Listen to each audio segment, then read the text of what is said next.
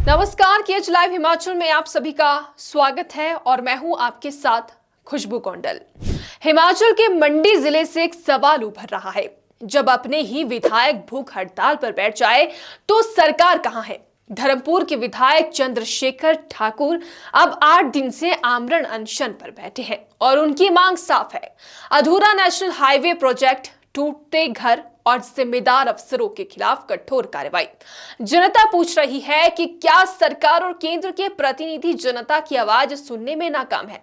हम आपको बताएंगे क्या है पूरा मामला और सरकार पर क्या दबाव बन रहा है। धर्मपुर विधानसभा क्षेत्र से कांग्रेस विधायक चंद्रशेखर ठाकुर सोमवार रात से अनशन पर बैठे हुए हैं। उनकी मांगे हाईवे के काम में देरी, घरों को हुए नुकसान का मुआवजा और प्रोजेक्ट पर तैनात अधिकारियों को हटाना है। खासकर मंडी जालंधर नेशनल हाईवे के प्रोजेक्ट डायरेक्टर के खिलाफ सख्त कार्रवाई। विधायक का साफ कहना है कि जब तक ये 4 शर्तें पूरी नहीं होती वो अपनी चेतावनी पर कायम रहने वाले हैं। विधायक के स्वास्थ्य में लगातार गिरावट आ रही है।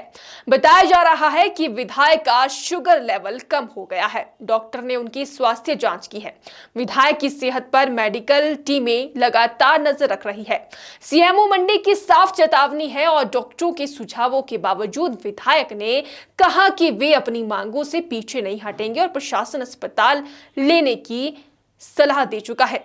विधायक का आरोप है कि नेशनल हाईवे के काम में अनवैज्ञानिक कटिंग और लापरवाही हुई है। पहाड़ी कटाव 90 डिग्री पर किया गया है, जिससे कई घरों में दरारें आ गई है और लोग खतरों पर है।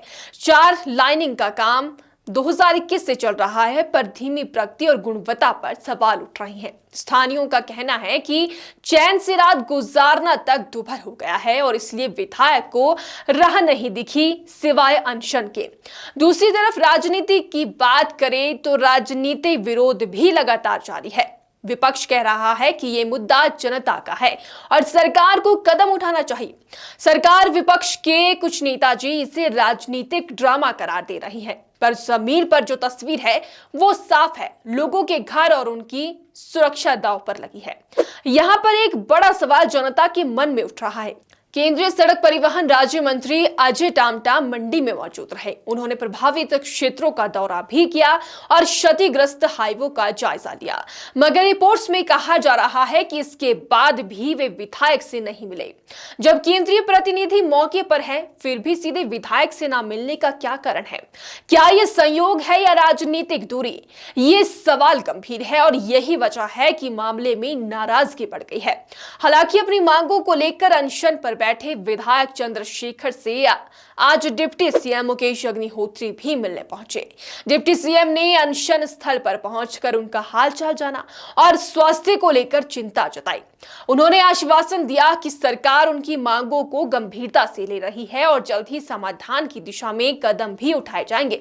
इस दौरान उन्होंने चंद्रशेखर से बातचीत की, अनशन खत्म करने की भी अपील की। हालांकि विधायक ने साफ कह दिया है कि जब तक उनकी मांगों पर कोई ठोस निर्णय नहीं होता वे आंदोलन जारी रखने वाले हैं।